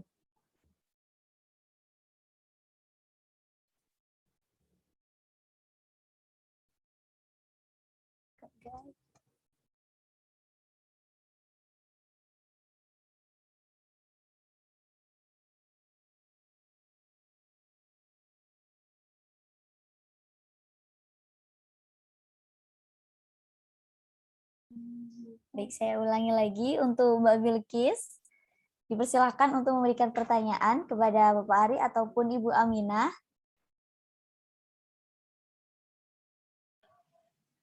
Mungkin bisa ditulis di chat ya yang mengalami kesulitan untuk on mic dan lain-lain, Mbak Moderator. Iya, Ibu.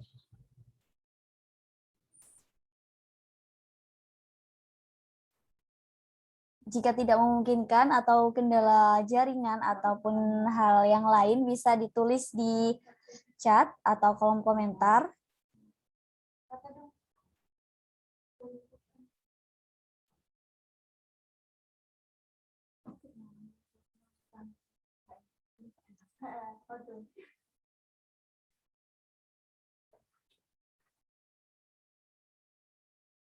Baik, ini datang dari Mbak Nanda Amilus Soliha. Pertanyaannya yaitu, saya mengikuti MBKM Kampus Mengajar Dikti mendapatkan 20 SKS. Kemudian apakah kita tetap ambil mata kuliah kedua? Saya tanyakan, KRS-an dilakukan oleh mahasiswa atau dibantu oleh prodi? Itu saja. Oke. Langsung ini Mbak, langsung saya jawab. Baik, terima kasih untuk Ibu Aminah, dipersilakan untuk menjawab terlebih dahulu. Nanti Bapak Ari silakan untuk menambahkan jawaban itu. Terima kasih. Mbak Amilus Soliha, bahwa Bu Aminah yang mau jawab. Pertanyaan dari Mbak ini ya, Mbak Nanda Amilus Soliha ya, berkaitan dengan teknis KRS-an ketika kemudian mengikuti MBKM, baik itu yang dilakukan oleh Dikti maupun yang kemudian ditawarkan oleh program studi yang sudah saya sampaikan. Silahkan teman-teman melakukan KRS-an sesuai dengan mata kuliah yang ditawarkan program studi dulu. Sesuai dengan mata kuliah yang dilakukan oleh program studi. Jadi mata kuliah yang ditawarkan oleh program studi sesuai dengan semester masing-masing. Jadi saya ulangi, silakan teman-teman melakukan KRS-an sesuai dengan mata kuliah yang ditawarkan oleh program studi. Nah, teman-teman saya katakan bagi yang sudah mendapatkan program magang atau MBKM dari Dikti, silakan kemudian mengisi Google Form yang sudah kita share ke teman-teman. Jadi nanti saya katakan tadi di tahap selanjutnya silakan teman-teman juga konsultasikan dengan perwalian wali gitu ya, dosen wali, sehingga nanti dosen wali juga akan melakukan pendampingan terus-menerus terkait juga dengan KRS yang kemudian memang di UTM ini masih dilakukan secara manual. Nah, tahap selanjutnya, kalau teman-teman sudah melakukan tadi program KRS-an, kemudian teman-teman juga sudah mengisi Google, nanti kemudian penginputan yang berkaitan dengan MBKM akan dilakukan oleh admin di program studi sosiologi. Prosesnya seperti itu gitu ya. Jadi yang saya sampaikan tadi sesuai. Jadi sebenarnya kalau kemudian teknisnya untuk KRS-an baik itu yang magang di tim maupun magang di prodi itu sama. Jadi lakukan KRS-an seperti yang ditawarkan gitu ya, seperti biasa yang ditawarkan mata kuliah yang ditawarkan oleh program studi. Kemudian teman-teman melakukan mengisi Google Form bahwa teman-teman memperoleh program magang dari Dikti, kemudian konsultasikan juga ke dosen wali sehingga nanti dosen wali bisa kemudian melakukan pendampingan dari awal sampai kemudian akhir program magang ini ditempuh oleh teman-teman gitu ya, program MBKM ini ditempuh teman-teman. Nanti secara otomatis petugas admin akan melakukan input sesuai dengan program MBKM yang dilakukan oleh teman-teman. Begitu ya Mbak Nanda Aminus Solihah, terima kasih. Baik, terima kasih Bu. Apakah Bapak Ari bisa menambahkan sedikit? Ya, baik. Ya, terima kasih. Betul yang dikatakan Bu Aminah. Menurut saya di kita itu sistemnya masih manual, walaupun ada sistem informasi MBKM. Ada, tapi cukup sederhana, dan menurut saya daripada berisiko, kalian tetap aja KRS-an seperti biasa, dan nanti yang MBKM mau ikut Kemendikbudristek atau apa, nanti urusan nanti ketika kalian ternyata di Kemendikbudristek masih proses mendaftar, tiba-tiba nggak diterima, nah itu kalian nggak bisa KRS. Menurut saya tetap aja KRS. Kalau di sini dibatalkan masih bisa, tapi kalau yang di kampus yang lain kita nggak bisa, ya kan? Jadi menurut saya tetap aja KRS di sini sesuai dengan mata kuliah yang ditawarkan di semester ini. Itu saja. Perkara nanti kalian tiba-tiba diterima dan kalian ikuti MBKM di program Kemendikbudristek atau Prodi, maka tinggal izin aja, mohon izin saya sudah diterima dan saya masuk ke MBKM yang dikelola Prodi atau Kemendikbudristek. Itu sepertinya lebih mudah, ya kan, daripada kalian belum KRS nanti kalian nggak mengajukan mata kuliah gitu. Menurut saya betul yang dikatakan Bu Aminah. Saya pikir itu, ya. Terima kasih. Dan mungkin ini Mbak Nanda Aminus Solihah, kalau kemudian yang digunakan itu 20 SKS, sedangkan Mbak Nanda Aminus Solihah misalnya bisa mengambil 24 SKS, berarti sisa SKS yang 4 itu bisa diambil dari mata kuliah yang ditawarkan oleh Prodi, sehingga tidak ada istilahnya haknya Mbak Aminus sejumlah 24 SKS itu yang terbuang. Kalau saya begitu Mbak. Terima kasih. Ya betul, seperti itu. Silakan ya, daripada dibuang sayang. Nah itu ya, apa-apa. Ya, jadi seperti itu. Baik, terima kasih kepada Ibu Aminah dan juga Bapak Ari atas penjelasan kepada kita semuanya. Mungkin dari semester 4 ke atas masih bisa memahami MBKM itu sendiri, dan mungkin untuk yang semester 2 mungkin masih awam dan juga masih pengetahuan tentang MBKM itu sendiri masih kurang dalam seperti semester 4 ke atas, di mana MBKM ini sendiri menawarkan beberapa program yakni magang bersertifikat, pertukaran mahasiswa merdeka, kampus mengajar, dan lainnya yang mendorong mungkin bertujuan untuk mendorong mahasiswa menguasai berbagai keilmuan untuk bekal memasuki dunia kerja. Jadi gambarannya seperti itu. Dan untuk semester 2 dipersilakan untuk mencari bekal sebanyak mungkin agar nanti tidak ketinggalan info kepada kating-kating agar nanti mungkin bisa seperti Mas Samsul ataupun seperti kating-kating yang lain. Nah, untuk selanjutnya karena acara sudah selesai, kita melakukan absensi terlebih dahulu, di mana absensi akan di-share. Nah, sebelum itu kita foto terlebih dahulu untuk sesi dokumentasi. Dipersilakan untuk on-cam kepada teman-teman yang memungkinkan untuk on-cam, silakan on-cam agar terlihat wajah-wajah cantiknya dan juga ganteng-gantengnya agar dimasukkan ke dalam sesi dokumentasi.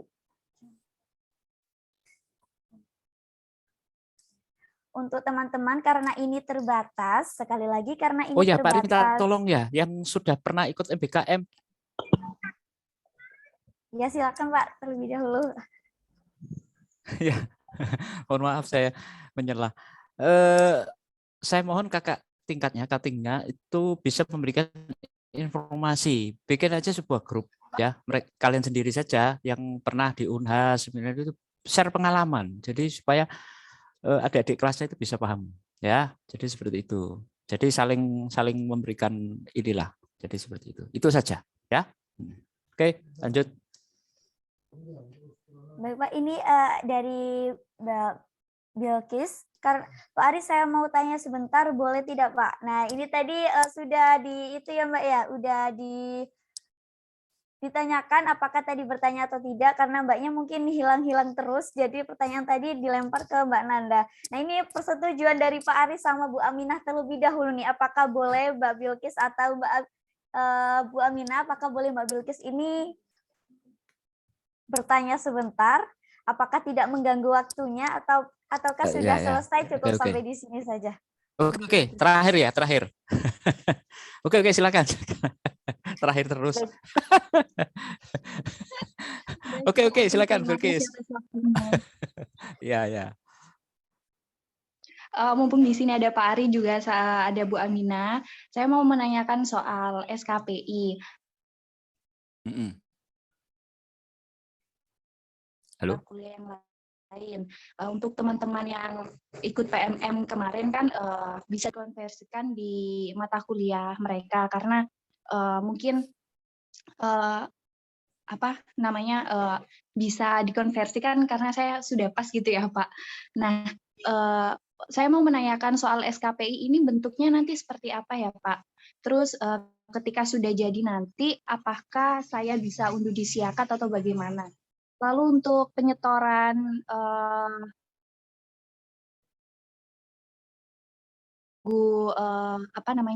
kayak informasi dari Pak Ari juga Bu Amina selaku dosen pembimbing saya atau nanti waktu KRS-an dengan Bu Amina saya menyetorkan sekalian begitu Pak. Terima kasih.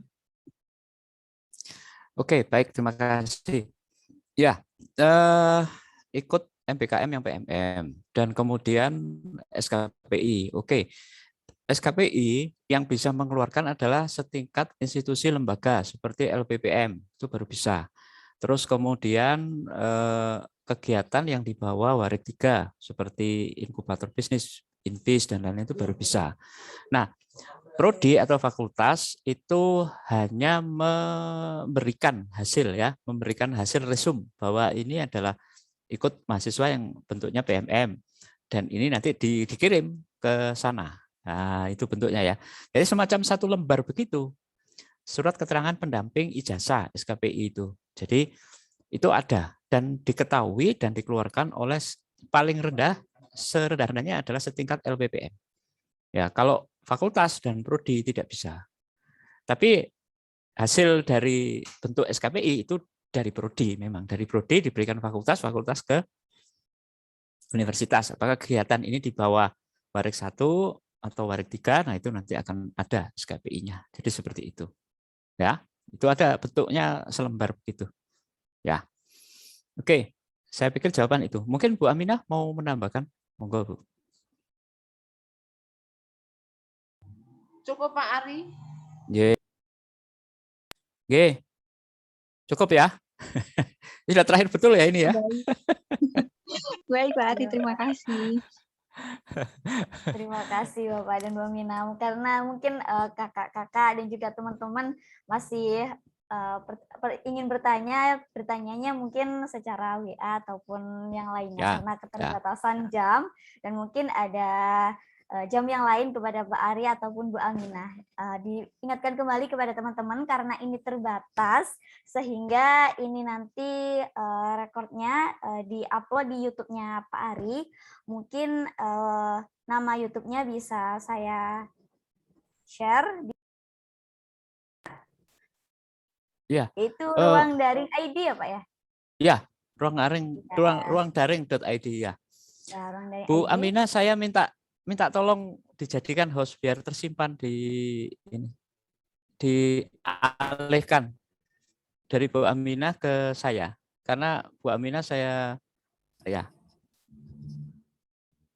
Untuk waktu absensinya 1 hari sehingga tidak ada batasan jam untuk absensi, dipersilahkan untuk teman-teman yang belum melihat Zoom dari jam 10 tadi bisa melihat di YouTube-nya Pak Ari dan mungkin bisa di SS untuk absensi terlebih dahulu. Sehingga absensinya karena tidak ada keterbatasan waktu ataupun keterbatasan jam, sehingga mungkin bisa melihat YouTube-nya Pak Ari sepuasnya dan bisa dipahami semaksimal mungkin. Seperti itu.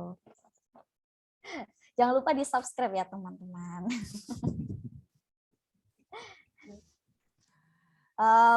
Untuk sesi yang terakhir yaitu sesi dokumentasi, dipersilakan untuk semuanya yang belum on cam, dipersilakan untuk on cam karena agar terlihat wajah-wajah cantiknya dan juga gantengnya agar masuk ke dalam sesi dokumentasi. Nah, ini udah banyak yang on cam.